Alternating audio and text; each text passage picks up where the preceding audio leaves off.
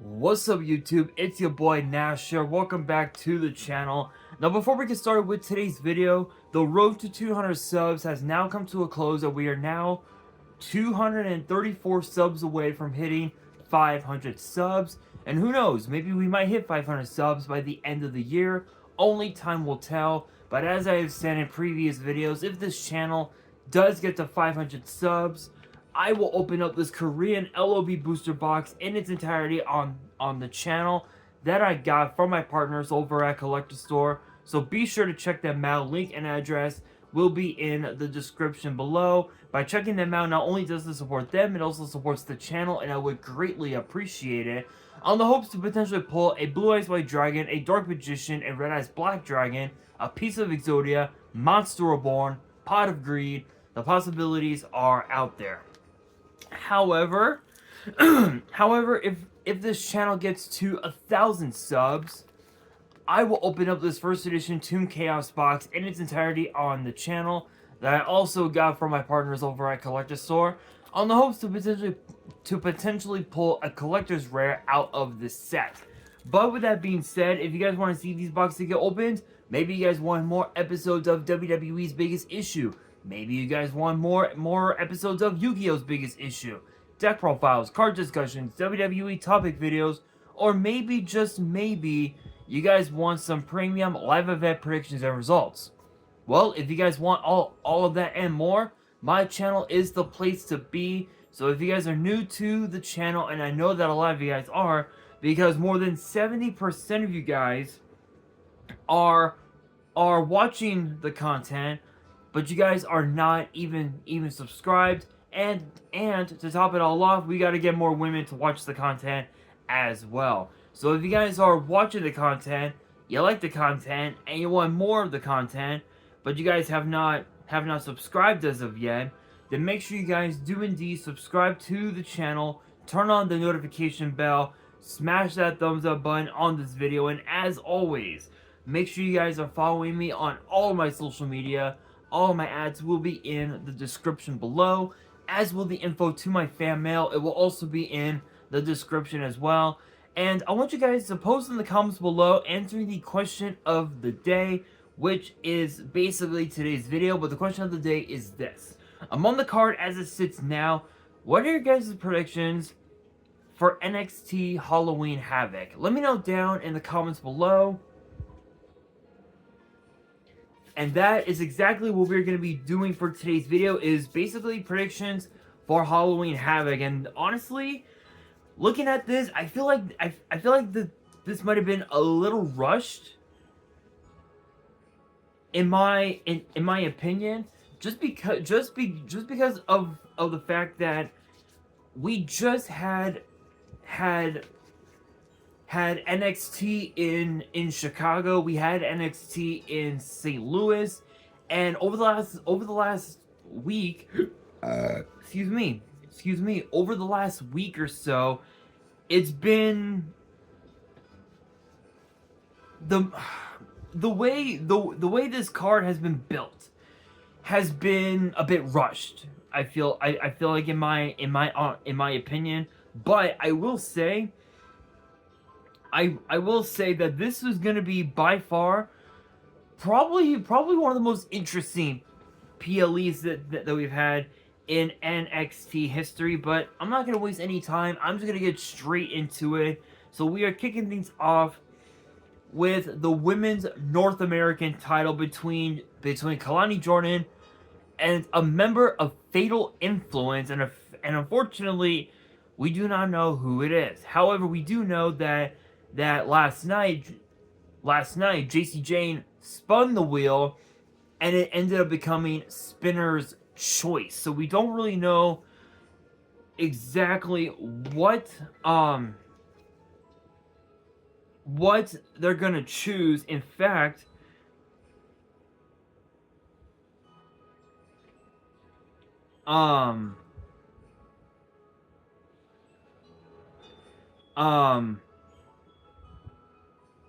let's see here. Hang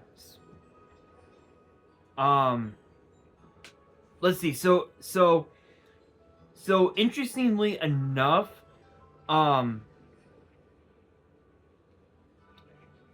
with with the with the NXT wheel, there have been quite a few different match types that were on the that are on the wheel. So we have obviously uh Weapons Wild, um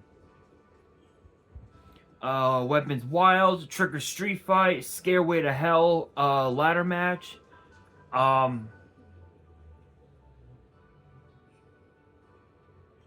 Coal Miner's Glove on a Pole match, Ambulance match, Casket match, um Lumberjack a Lantern, Biker Chain match, Buried Alive, uh, let's see here, Spinner's Choice, Boiler Room Brawl, Insane Asylum, Tables, Ladders, and Scares. Um, there's been quite a few. There's been quite a few. I think this year's wheel,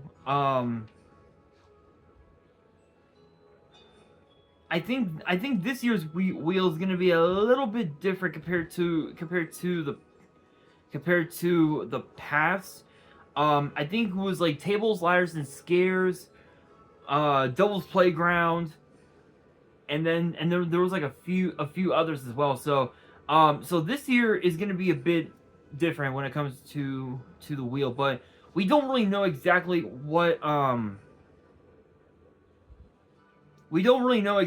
they're gonna choose, honestly, because this is gonna be very interesting to say the very least. Because again, we don't know exactly who from Fatal Influence will challenge Kalani Jordan for said women's North American title. For all we know, it could be Fallon Henley, it could be JC Jane, or it could be Jasmine next. Thinking on this, I'm assuming it'll probably be JC Jane, just because of the fact that she's had she's had more opportunities at singles gold in NXT compared to both Fallon and Jasmine.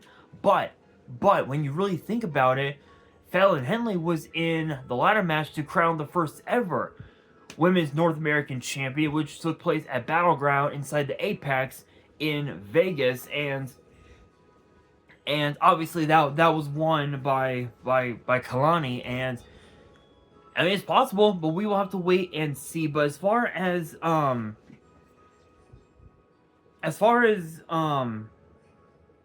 the wheel goes, like as far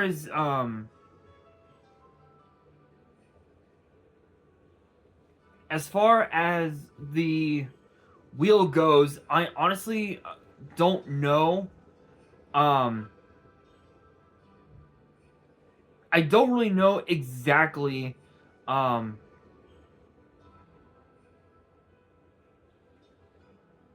don't know exactly who is going to who's going to be on who's going to be challenging for said title. Nor do we know the match. Again, it's pretty much up there. It's basically a coin toss, but Kalani Jordan is going to be in for one hell of a fight, because it doesn't matter what match they pick, and it doesn't matter who they choose to challenge. Either way, Fatal Influence wins. So, as much as I would love to see Kalani Jordan win, thinking realistically, Fatal Influence has all the power. So, Fatal Influence, I think, could potentially walk out as NXT Women's North American Champion, no matter who is the challenger. So, my money is on Fatal Influence. But next up, we have an ambulance match between Andre Chase and, of course, Ridge Holland. It's weird. It's weird because when you look at how this boiled over, this all started basically when Ridge Holland had just came back to NXT from the main roster, after the split of the Brawling Brutes, Sheamus being injured after his match with Edge last year. Excuse me, and of course Pete Dunne, or Butch Pete Dunne, went his separate ways, teaming with none other than Tyler Bate, who's now taken out with an injury. Ridge was basically a lost soul, and Andre Chase and the rest of Chase U were like, why don't you join us? Join us and we can give you what you want. And ironically enough, they ended up becoming tag team champions, but that didn't last long, as obviously I know Mercy, which was literally not even like a month ago, we saw Nathan Fraser and Axiom regain the titles, which obviously led to Ridge Holland attacking pretty much all the members of Chase U. Duke Hudson, Andre Chase, Riley Osborne, putting Andre Chase on the shelf for a few weeks. Duke Hudson had been on the shelf. Riley Osborne got taken out, and now Andre Chase is back, and he wants an ambulance match. And Rich was like, you know what? Fuck it, let's go. You want an ambulance match? Let's fucking go. And so this basically boiled over at No Mercy, and it just escalated to where this went beyond professionalism.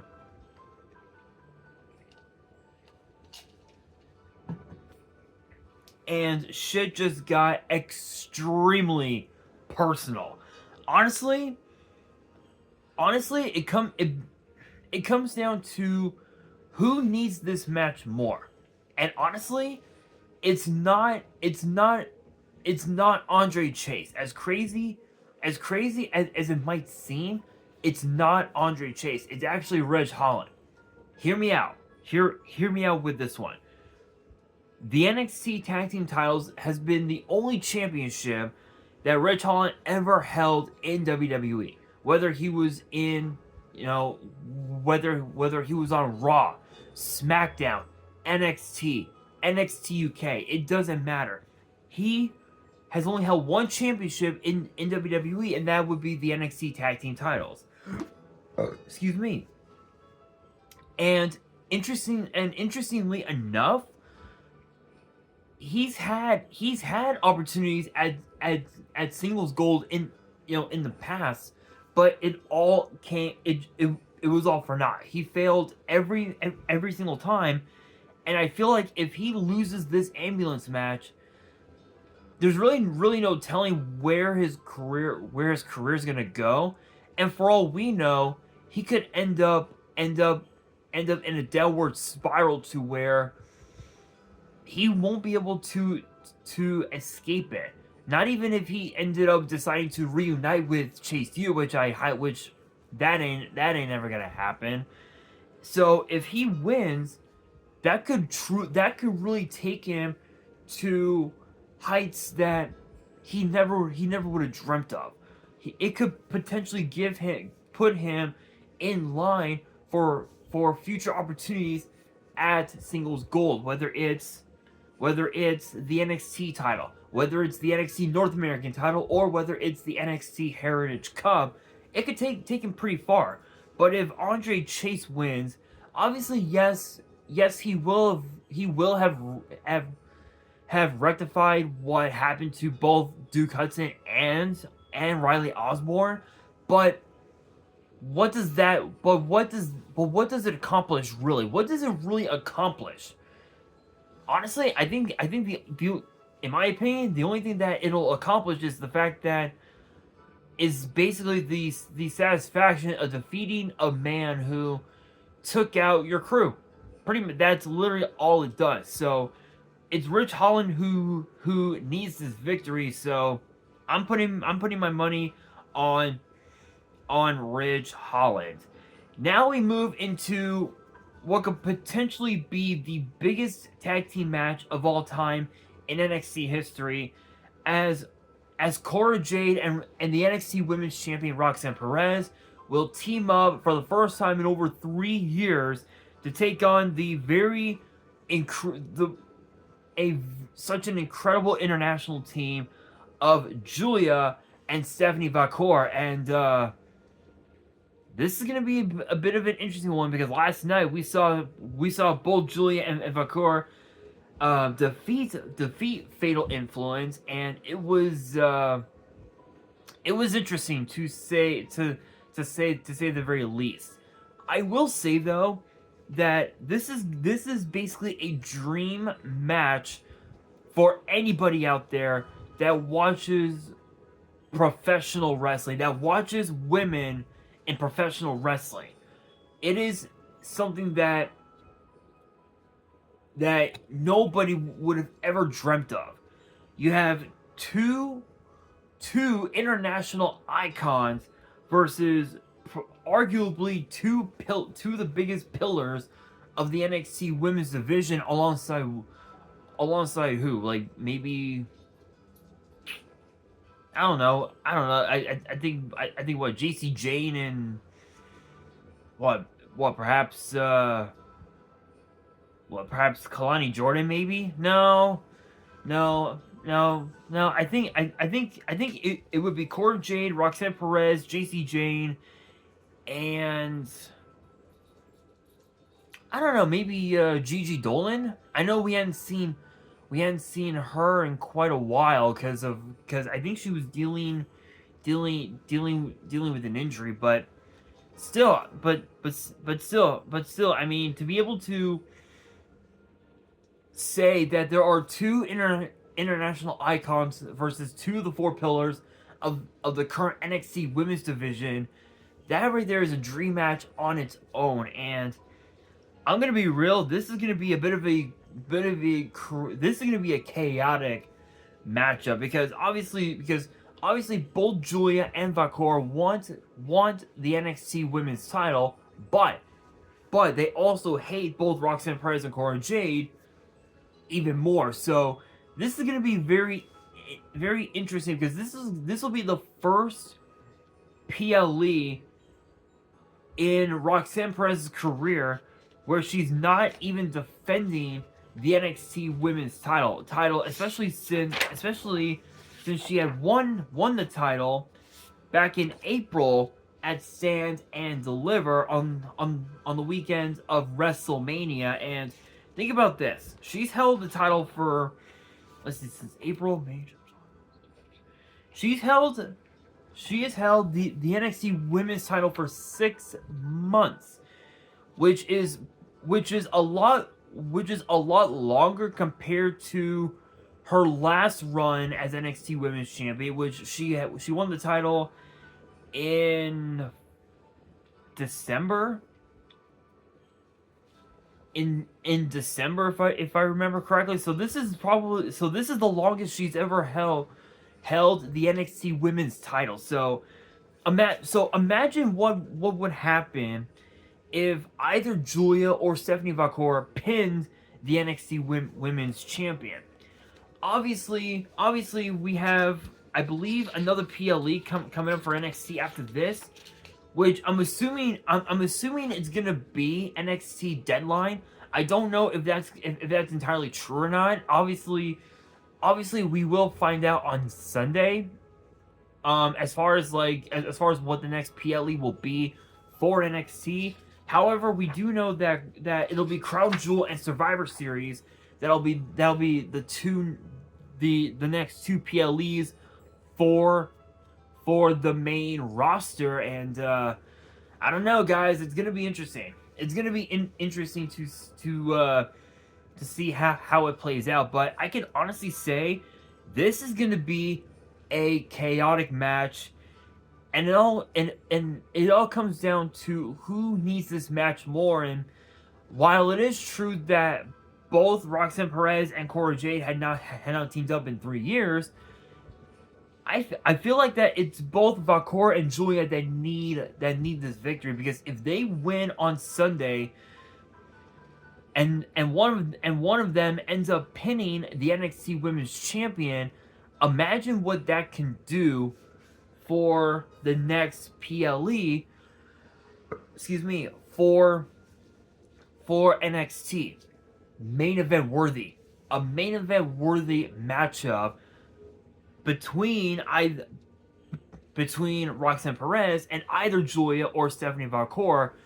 It's gonna be interesting. It'll be very unique, I will say, and I think we're gonna be in for some fireworks. So, but that being said, my money is on Valcour and Julia. I think they need this victory more than anything else.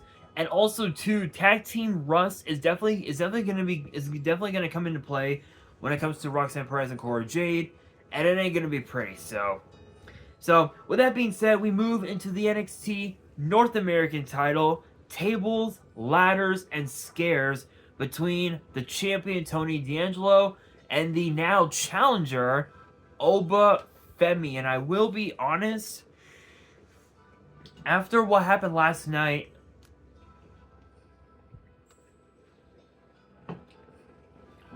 finding out that Adriana Rizzo got attacked in the backstage area, I can honestly say that that the Don is not gonna be happy.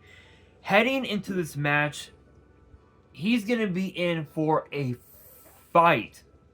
And I don't know. Tables, ladders, and scares is gonna be interesting because this is only the third tables, ladders, and scares match ever in history. In fact, if I remember correctly, I actually want to look it up. Let's see.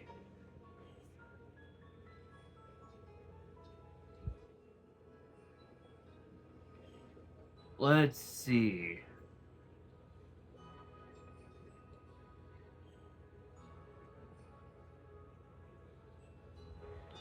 Let's see. Tables, ladders, and scares. I believe there's actually been 3 ever in WWE. The first one, I believe, was Io Shirai versus Io Sky versus Candice LeRae for the NXT Women's title. Then we had the Creed brothers versus Los Garza for at Halloween Havoc, I think about a couple of years ago, if I remember correctly. And it's weird because when you look at those two matches alone,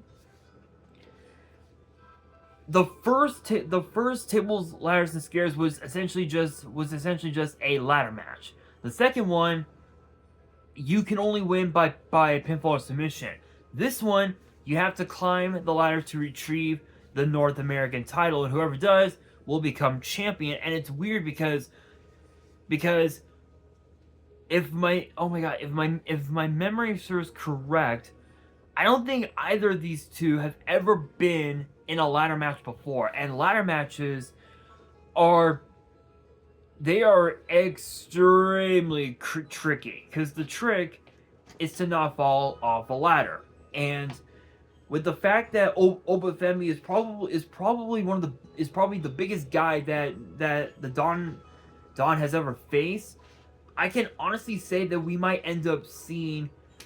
could end up seeing a brand new champion in the form of Oba Femi being a 2-time champion. Could be interesting, but this will be Tony D's first title defense as NXT North American champion, and I don't see him losing the title anytime soon. So with all of that, with everything that happened last night, I think Tony D is going to be motivated to want to retain the North American title. So my money is on Tony D. But this now brings us to our main event for the NXT title: Devil's Playground, Trick Williams, Ethan Page. I don't know. I don't even have the words to describe how bitter this rivalry has become, because this whole thing started at Heatwave back in July, when Ethan Page had won the NXT title by pinning, of all people, Javon Evans. No thanks in part to, obviously, Shawn Spears, who obviously wanted to become champion, but he didn't want Trick Williams to retain the title either. So he literally sacrificed his opportunity to be champion to ensure that Trick Williams did not retain the title. And obviously, you know, on the NXT premiere on the CW in Chicago, CM Punk rose the hand of Trick Williams, thus becoming a two-time champion, and this led to this Sunday. And I think, honestly, this is pretty much the rubber match between these two men, because Trick Williams had won against Ethan Page at Battleground, inside the Apex in Vegas. That was one. That was one for Trick. The second was their second encounter was obviously the Fatal 4-Way at Heatwave in Toronto. Ethan Page won, so they're tied at 1 apiece. Then obviously Trick Williams regained the title, so now he's 2-1. This is basically Ethan Page's last opportunity at the NXT title, and given the fact that this is under Devil's Playground rules, there's really no telling how far Ethan Page is willing to go to regain the NXT title. And I think even if he didn't, in my opinion, even if he lost on Sunday, this is definitely going to be a sign that we might end up seeing, that we might end up seeing Ethan Page get called up to the main roster at some point, possibly either before or perhaps maybe after Survivor Series, which we saw that with Kevin Owens, actually, when he went up to John Cena when he was the NXT champion. So it'll be pretty interesting, to say the very least. But I will say that, again, this is Ethan Page's this could very well be his last opportunity, because if he loses, he probably will never get another shot again, and that'll probably push WWE to call him up over to either Raw or SmackDown, in which case there's a lot that he can do on either brand, but only time will tell. But I think given the fact that this will be Trick's first title defense since regaining the title, I don't think Trick will be losing that title anytime soon. So my money is on Trick Willie. But with that being said, that will do it for today's video. Hopefully you guys enjoyed. If you did, make sure you guys smash that thumbs up button. If you guys are new to the channel and you guys want more PLE predictions and results in the future, then make sure you guys subscribe to the channel, turn on the notification bell, and follow me on all my social media. All of my ads will be in the description below, as will the info to my fan mail. It will also be in the description as well. And on that, this is your boy Nash, signing out.